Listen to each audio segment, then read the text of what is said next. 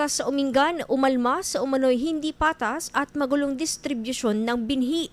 Para sa detalye, panoorin natin o pakinggan natin mula kay Idol Aaron Navelgas. 104.7 IFM Report!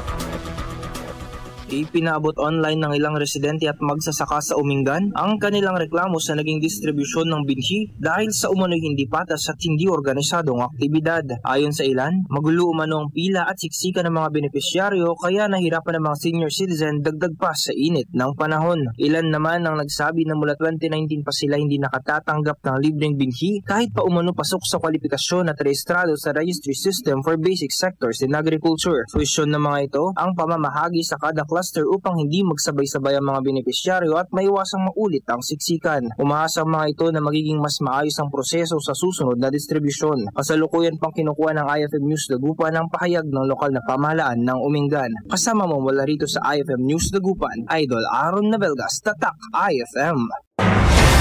IFM News. IFM News. IFM News.